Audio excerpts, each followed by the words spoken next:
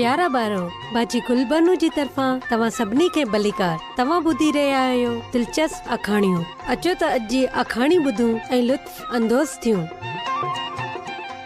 यूसुफ जो विकामजड़। पैदाइश 7 बाब। हुन रड़ियूं कयूं, हू खिलिया। उतरादी इसराइल में घर खां ॾाढो परे 10 भाइर पंहिंजे पीउ जूं रिढूं संभाले रहिया हुआ, जेके चरागाह में गाह चरे रही हुयूं।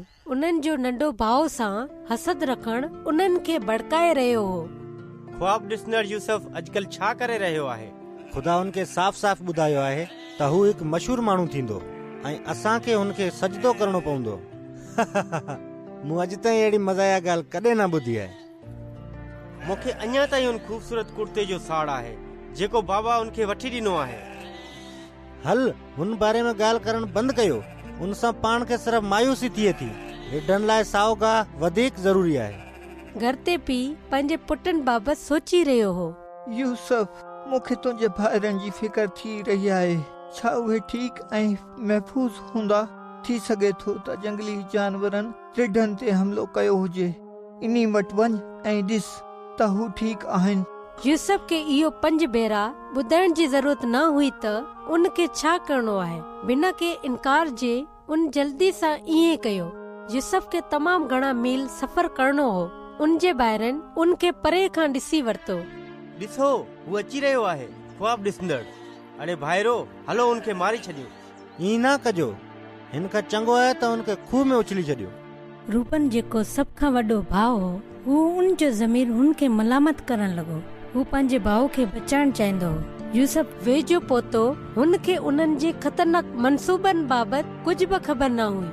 तव्हां ते सलामती हुजे भाइरो, तव्हां कीअं आहियो? तुंहिंजो हिन में छा? हींअर पंहिंजो कुर्तो मूंखे ॾे ऐं पोइ असां तोखे ॾेखारींदासीं त खूह में हेठि खां मथो पासो कीअं नज़र ईंदो आहे।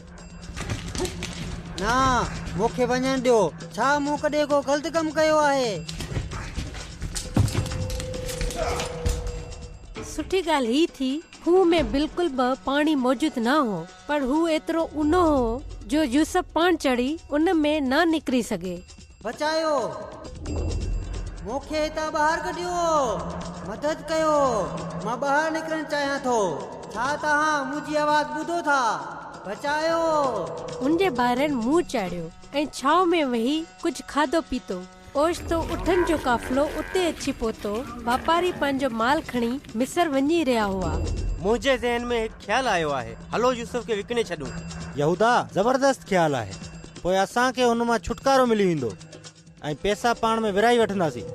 सौदो थी वियो। यूसुफ जे ॿाहिरनि उन खे चांदी जे 20 सिकनि में ॿिए मुल्क में गुलाम थियण लाइ विकिणे छॾियो। उन्हनि उन जो ख़ूबसूरत कुर्तो संभाले रखियो ऐं उन खे वापसि पाण सां आंदई त जीअं पीउ खे ॾेखारे सघनि।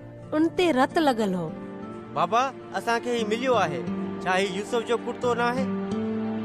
हा, कंहिं जंगली जानवर हुन खे फाड़े छॾियो हूंदो। हू मरी वियो आहे। मुंहिंजो पुटु यूसुफ मरी वियो आहे। उन्हनि पंहिंजो गुनाह कूड़ जी मदद सां लिकायो ऐं उन्हनि जे पीउ उन्हनि ते यकीन कयो। उन्हनि जे दिलनि मां सिर्फ़ बुराई ॿाहिरि आई। पर यूसुफ लाइ खुदा हुन खे भलाई में तब्दील करे छॾियो। मूंखे ही ख़्यालु अची रहियो आहे त ईंदड़ ड्रामे में हिन कहाणी में छा थींदो। छा तव्हां खे बि ही ख़्यालु अची रहियो आहे? ठीकु आहे ॿारो, हाणे बाजी गुलबानो खे इजाज़त ॾियो। ख़ुदा हाफ़िज़।